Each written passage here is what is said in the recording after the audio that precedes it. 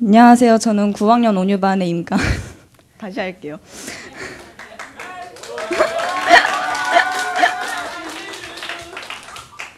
안녕하세요. 저는 9학년 5유반의 임가은입니다. 저는 작년 언젠가부터 친구에게 마음을 편히 가지지 못하는 성격이 생겼습니다.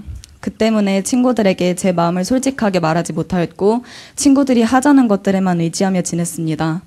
그러다가 올해 한 사건으로 인해 저의 이런 행동들은 더 심해졌습니다. 이 일은 제 볼펜이 없어진 것에서 시작되었는데 그때 제가 한 친구를 의심하여 갈등이 생기고 말았습니다. 직접 대화하는 것이 쉽지 않아서 문자로 얘기했지만 해결은 되지 않았고 더 이상 친구로 지낼 수 없을 것 같다는 불안감에 저는 학교에서 시도 때도 없이 눈물이 났습니다. 용기를 내지 않고 울고만 있는 저의 모습이 정말 바보 같았습니다. 어느 날 선생님과 식사 중에 상담을 하면서 충격을 받았습니다. 선생님께서는 제가 예전에 가은이로 돌아왔으면 좋겠다는 말씀을 하셨습니다. 이 이야기를 들으니 제가 옛날에 밝고 편안했던 아이에서 늘 친구들의 기분에만 신경을 쓰느라 조마조마하고 친구들의 말과 행동에 모두 호응해줘야 한다는 생각을 갖게 된 나 자신을 마주하게 되었습니다. 그리고 이제부터 조금씩 용기를 내봐야겠다는 결심을 하게 되었습니다. 사실 전 친구관계 부분에서는 굉장히 약합니다. 친구들을 편하게 대하고 싶은데 아직은 쉽지 않습니다. 친구들의 기분이 좋지 않아 보일 때 내가 또 뭘 잘못했나 하면서 긴장하다가 친구들이 다시 웃으면서 놀고 대화할 때 다행이라고 생각하면서 안도합니다. 저는 이 행동을 하루에 수십 번 반복을 합니다. 이런 저의 모습을 볼 때 참 약한 아이로밖에는 보이지 않습니다. 스스로도 강하지 않다고 느끼는데 어떻게 좋은 친구 관계에 대해서 이야기를 할 수 있겠습니까? 그러나 저는 친구들이 항상 나와 함께 있고 그 존재만으로도 하나님께 감사합니다. 또 저는 친구들이 밝게 웃는 모습을 굉장히 좋아합니다. 친구가 웃으면 왠지 모르게 기분이 좋아지고 또 기쁨으로 가득 찹니다. 얼마 전 친구가 제게 해준 말이 하나 있습니다. 제가 다른 학교로 전학 가도 이제 다른 친구들이 많이 들어올 것이니까 걱정하지 말라고 했는데 그 친구가 이렇게 답했습니다. 새 친구들은 와도 너는 오지 않잖아. 이 말을 듣고 저는 순간 말을 꺼내지 못했습니다. 그리고 이 친구가 저를 친구로서 진심을 담아 말하고 있다는 것을 느꼈습니다. 그뿐만 아니라 그 말 자체에도 감동했습니다. 여러분, 친구에게 무언가를 바라지 말고 친구가 곁에 있을 때 늘 감사해야 합니다. 또한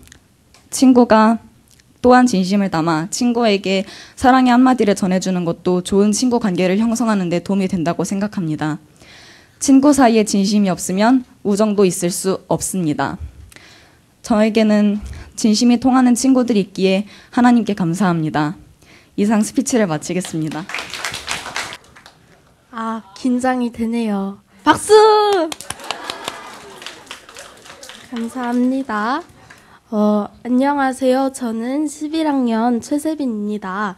본격적인 이야기를 시작하기에 앞서 먼저 여러분들에게 묻고 싶습니다. 현재 여러분들의 고민은 무엇입니까? 혹 인간관계로 인해 끊임없는 고민을 하고 있지는 않는지요? 지속되지 못한 관계나 갈등에 불편을 느끼고 고민을 하게 되어 누구나 한 번쯤은 잠 못 이루던 밤이 있을 겁니다. 여러분, 지속을 넘어서 좋은 관계를 맺는 방법에는 무엇이 있을까요?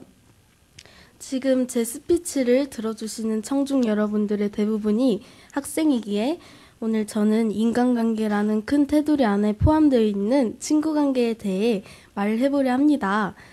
사실 저도 자신 있으면서 동시에 자신이 없는 게 인간관계인데요.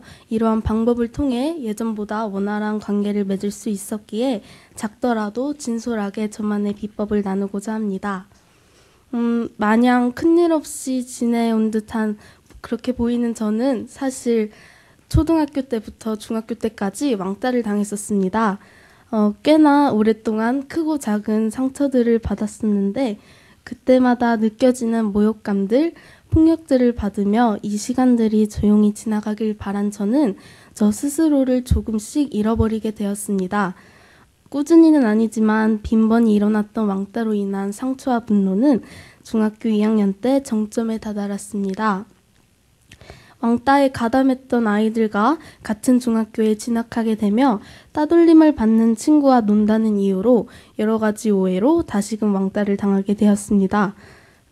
그냥 네가 싫어, I hate you 이러는 친구들의 말에 더 이상 할 말이 없었던 저는 그 친구들과 다시 관계가 회복된 이후로도 마음을 열지 않게 되었습니다.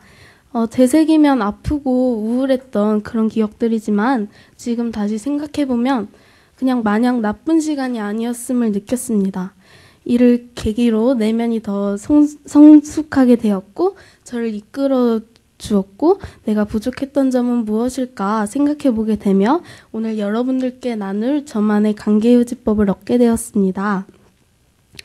관계유지법의 첫 번째, 진심으로 대하기입니다. 친구들에게 진실된 모습으로 대하지 않은 저의 모습을 봤었습니다. 어떻게 하면 아이들의 호의를 얻을까 생각하다 보니 점점 거짓된 행동을 하기도 하고 속으로 관계를 저울질하면서 계산적으로 친구들을 대하게 되었습니다. 친구를 인격 대 인격으로 존중하며 진실하며 정직하게 대하는 것이 친구 관계를 아울러 모든 인간관계의 기본 바탕임을 느꼈습니다.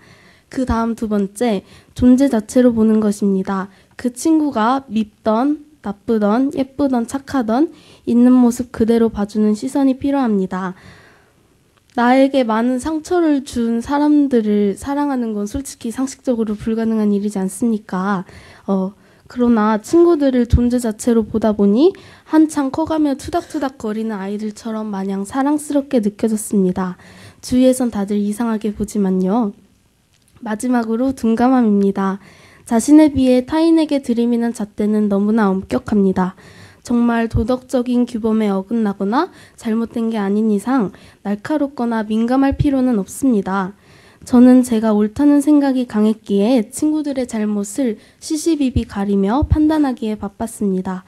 그러나 이런 제 모습은 저 자신마저 피곤해지고 무엇보다 친구들을 진심으로 대하기 어렵다는 것을 느꼈기에 둔감함이 필요함을 느꼈습니다.